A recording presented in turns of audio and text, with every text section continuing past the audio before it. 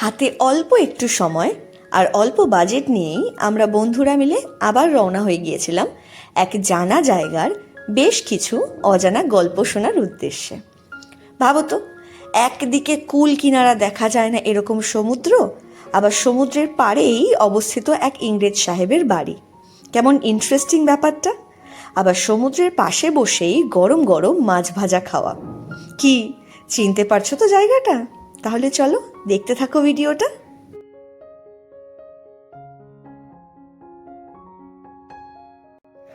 আশা করছি এতক্ষণে তোমরা আমার টাইটেল পড়ে বুঝতেই পারছো যে আমরা কোথায় রওনা হয়েছি। আমরা রওনা হয়েছি বকখালির উদ্দেশ্যে, কিন্তু বকখালি যাব তার আগের রাতটা আমরা প্রত্যেকবার আসিফ আর রনিদের বাড়িতেই কিন্তু স্টে করে যাই, কারণ ওরা যেহেতু থাকে সাউথের লাইনে, তাই ওদের ওখান থেকে আমাদের বকখালি পৌঁছতে খুব বেশি হলে 3 ঘন্টা সময় লাগে। আর সকাল সকাল এদের এখান থেকে ট্রেন ধরে ধানক্ষেত দেখতে দেখতে নামখানা স্টেশনে কিন্তু পৌঁছানোর মজাটাই আলাদা।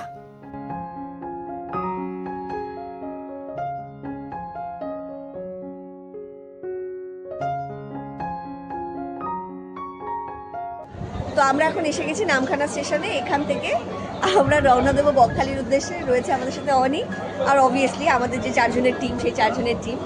এখান থেকে টোটো ধরবো, টোটো ধরে সোজা আমরা যাব হোটেল অবধি, আর সেখানে গিয়ে তারপর তোমাদেরকে বাকি জিনিসপত্র দেখাবো। নামখানা স্টেশন থেকে বাইরে বেরোলেই কিন্তু টোটো স্ট্যান্ড, আর এই টোটো স্ট্যান্ড থেকেই টোটো ধরে তোমরা কিভাবে পৌঁছতে পারো মৌসুনী আইল্যান্ড তার সম্পূর্ণ ডিটেলস কিন্তু আমার আগের ভিডিওটাতে প্রোভাইড করা আছে। তোমরা যদি চাও তাহলে একবার সেই ভিডিওটা দেখে নিতে পারো। আর বকখালি যেতে হলে এখান থেকেই টোটো ধরে সোজা তোমরা পৌঁছে যেতে পারো তোমাদের হোটেলে।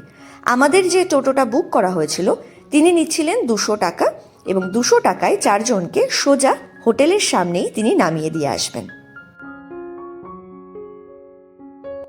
ট্রিপ ছোট হোক বা বড়, এক্সাইটমেন্ট কিন্তু থাকেই, কিন্তু এক্সাইটমেন্টের চক্করে হাতানিয়া দোয়ানিয়া ব্রিজের কাছে এসে আমাদের পেট আমাদেরকে জানান দিল যে আমাদের প্রচণ্ড খিদে পেয়েছে। তাই রাস্তার ধারেই একটা দোকান থেকে পেটাই পরোটা আর তরকারি খেয়ে আমরা রওনা হলাম আমাদের হোটেলের উদ্দেশ্যে।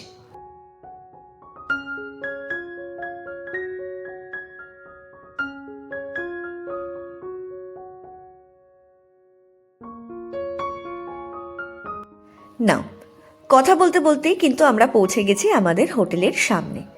আজকে আমরা থাকতে চলেছি বকখালির সব থেকে পুরনো এবং প্রসিদ্ধ হোটেল, হোটেল দীপকে। 2002 বা 2003 সালের দিকে তৈরি হলেও এই হোটেলটিতে কিন্তু conference room, AC room, non AC room, cottage, swimming pool সমস্তটাই তোমরা খুব কম বাজেটে পেয়ে যাবে। যেহেতু অনেকটা সময় আগে তৈরি হয়েছিল হোটেলটা, তাই এখানকার রুমগুলো খানিকটা 90s ধাঁচের হলেও বর্তমানে কিন্তু সেই রুমগুলোকেই মডিফাই করার কাজ চলছে। আর সেই মডিফিকেশনেরই প্রমাণ দিচ্ছে এই যে ছোট্ট ছোট্ট সিমেন্ট বালির ফোঁটা। এই হোটেলে এসে তোমরা এসি রুম নাও বা নন এসি রুম নাও, প্রত্যেকটা রুমের সাথেই কিন্তু ব্যালকনি আছে। আমরা যেমন নন এসি রুম নিয়েছিলাম, আর আমাদের রুমের ব্যালকনি থেকে পার্কের ভিউটা কিন্তু দুর্দান্ত লাগছিল। এই রুমটা ছিল এসি রুম। এখানকার রং দেখে হয়তো তোমরা বুঝতেই পারবে যে এটা সবে রং করা হয়েছে এবং সবে সবে এটাকে মডিফাই করা হয়েছে। এই রুমেও কিন্তু ব্যালকনি আছে, তবে এখানকার ব্যালকনি থেকে সামনের পার্কের ভিউ না হয়ে বদলে সুইমিং পুলের ভিউটা ভীষণ সুন্দরভাবে পাওয়া যায়।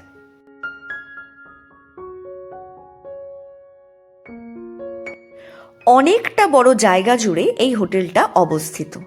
এবার তোমরা জিজ্ঞেস করতে পারো যে এখানে রুমের প্রাইস কেমন। এখানে এসি রুমের প্রাইস অ্যারাউন্ড 1500 থেকে 1900 এর মধ্যে ভ্যারি করে। নন এসি রুমের প্রাইস অ্যারাউন্ড 900 থেকে 1100 এর মধ্যে ভ্যারি করে। আর কটেজ রুমের প্রাইস অ্যারাউন্ড 2500 থেকে 2800 এর মধ্যে ভ্যারি করে।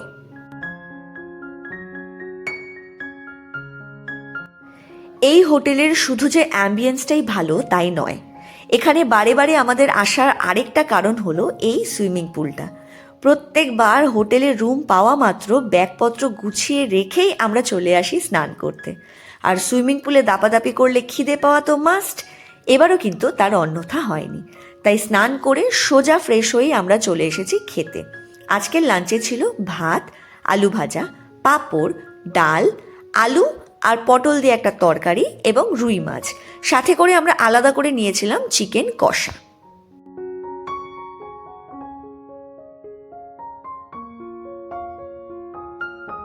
এবারে আমরা এখানে এসেছি দুদিনের জন্য, তাই প্ল্যান আছে দুদিন আলাদা আলাদা করে এখানকার সব থেকে পপুলার স্পটগুলো ঘুরে দেখার।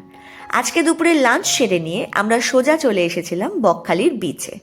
এখানে যেহেতু সমুদ্র বিচ থেকে অনেকটাই দূরে, তাই অনেকেরই পছন্দ হয় না জায়গাটা। তবে তোমাদেরকে বলতে পারি যে সমুদ্র দূরে হলেও এখানে দেখার মতন কিন্তু অনেক সুন্দর সুন্দর জায়গা রয়েছে। এই যেমন বিচের ধারেই দেখো কত সুন্দর সুন্দর গিফটের দোকান, যেখান থেকে চাইলে তোমরা নিজেদের জন্য অথবা নিজেদের প্রিয়জনের জন্য টুকটাক কেনাকাটা করে নিতে পারো। আর সেটা ছাড়াও বকখালির বিচ থেকেই এই রকম সুন্দর সানসেট উপভোগ করতে কার না ভালো লাগে বলো?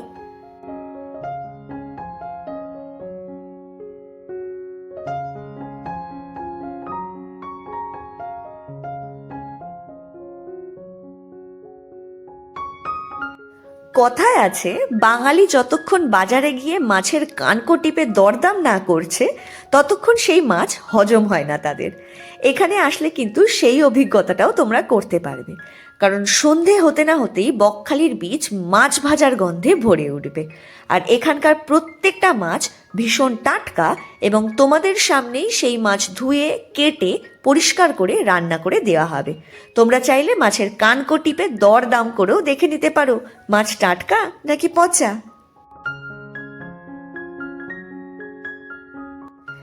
এই বাজারে বড় মাছ পার পিস এবং ছোট মাছ পার প্লেট অনুযায়ী দাম ধার্য করা থাকে।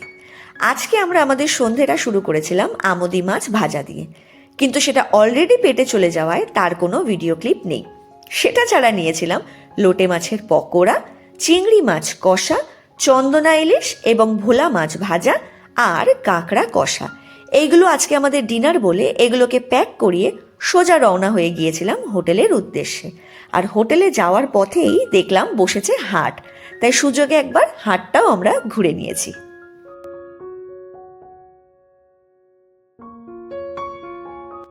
সকাল হতে না হতেই প্লেটে হাজির গরম গরম লুচি, আলুর তরকারি এবং ডিম সেদ্ধ। এগুলো চটপট সেবন করে স্নান করে আজকে লাঞ্চটা একটু জলদিই করতে হবে, কারণ আজকে তোমাদেরকে অনেক জায়গায় ঘুরতে নিয়ে যাব।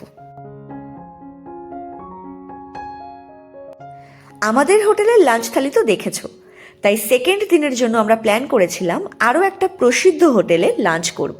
হোটেলটির নাম হোটেল বলাকা। আর যদি তোমরা বকখালিতে আসো তাহলে একবার এই হোটেলে লাঞ্চ করে দেখো। এখানকার আয়োজন এবং খাবার দাবারের কোয়ালিটি ভীষণ ভালো লাগবে তোমাদেরও।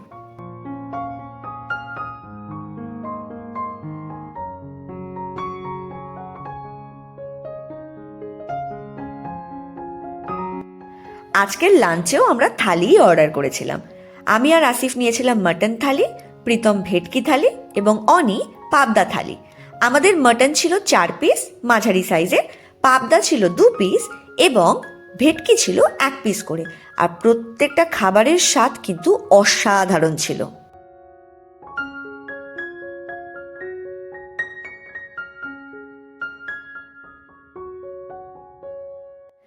খাওয়া দাওয়া সেরে ঘণ্টাখানেক আড্ডা দিয়েই আমরা বেরিয়ে পড়েছি হেনরিস আইল্যান্ডের উদ্দেশ্যে।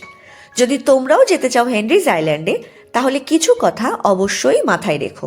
প্রথমত, যদি হেনরিস আইল্যান্ডে তোমরা গ্রীষ্মকালে যাও তাহলে মাথায় রাখবে সন্ধে 6টা এবং শীতকালে তারও অনেক আগেই হেনরিস আইল্যান্ড বন্ধ হয়ে যায়, তাই তার আগেই পৌঁছানো বেটার।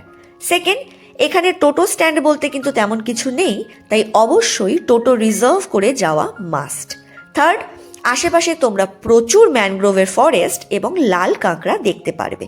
তাদের মধ্যে কোনোটিকেও খোঁচাখুচি বা উত্ত্যক্ত না করে নিজেরা নিজেদের সময় এনজয় করো।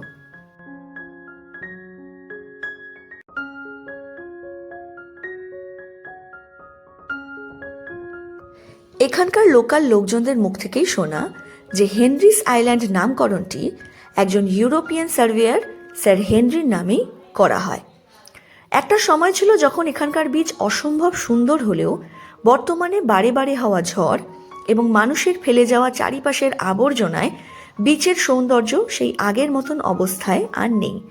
তবুও আকাশ আর সমুদ্রের এক হওয়ার যে ভালোবাসা, সেটা তোমরা এখানে গেলে এখনো উপভোগ করতে পারবে।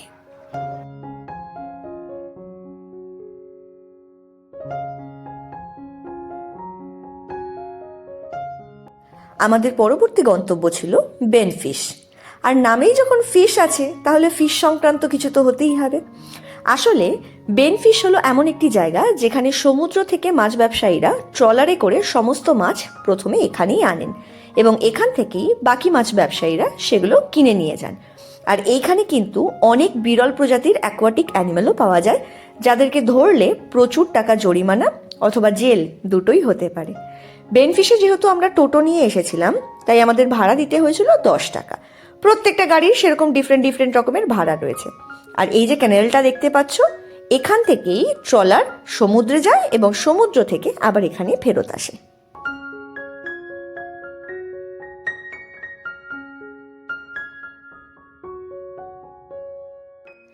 বেনফিশে ট্রলারে করে টাটকা মাছ ধরে আনা দেখার পরেই আকাশের দিকে চোখ পড়তে দেখলাম সূর্যি মামা গোলাপি চাদরের আড়ালে মুখ লুকোতে শুরু করেছেন। তাই চটপট আমরা চলে এলাম ফ্রেজারগঞ্জে। আর ফ্রেজারগঞ্জে এই যে ভাঙা বাড়িটা দেখছো, এটাই কোনো এককালে ফ্রেজার সাহেবের বাড়ি ছিল। কিন্তু এর সামনে থাকা সমুদ্রের জল বারবার বেড়ে গিয়ে গ্রামে জল ঢোকার কারণে সরকারের তরফ থেকে এখানে অনেক বড় সাইজের একটা পাঁচিল তুলে দেওয়া হয়েছে। ভালোই হয়েছে, 200 বছর ধরে আমাদের দেশে রাজত্ব করা, বর্তমানে আর সাহেবকে সমুদ্রও দেখতে দেওয়া হবে না।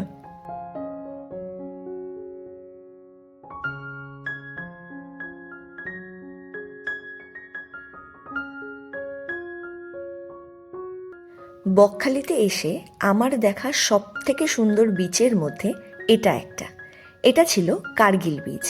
যদি তোমরা কার্গিল বিচে আসো, তাহলে সমুদ্রের সাথে এতটাই বড় একটা বিচ দেখতে পাবে। আর এই বিচটা এতটাই পরিষ্কার পরিচ্ছন্ন যে এখানে বসে সন্ধেটা নিজেরা নিজেদের বন্ধুদের সাথে অথবা একা একাই খুব সুন্দর একটা সময় এনজয় করতে পারো। সমস্ত জায়গা দারুণভাবে এক্সপ্লোর করে আমরা আবার চলে এসেছিলাম বকখালির বিচে মাছ ভাজা নিতে। আর আজকে কিন্তু আমি ভুল করেও আমুদি মাছ ভাজার ক্লিপটা অ্যাড করতে ভুলিনি। আজকে ছিল আমুদি মাছ ভাজা, চন্দনা ইলিশ ভাজা, ভোলা মাছ ভাজা এবং কাঁকড়া কষা। তোমরা যদি বকখালি আসতে চাও, তাহলে আমি তোমাদেরকে জানিয়ে রাখি যে আমাদের টোটাল ট্রিপের কস্টিং কীরকম ছিল। আমাদের মোটামুটি পার হেড খরচ হয়েছিল 2500 টাকার কাছাকাছি, থাকা খাওয়া সমস্ত কিছু মিলিয়ে। তাহলে চলো, এবার সকাল হয়েছে, বাড়ি ফেরত যাওয়া যাক। তোমরা সবাই খুব ভালো থেকো, অনেক আদু আদু, টাটা।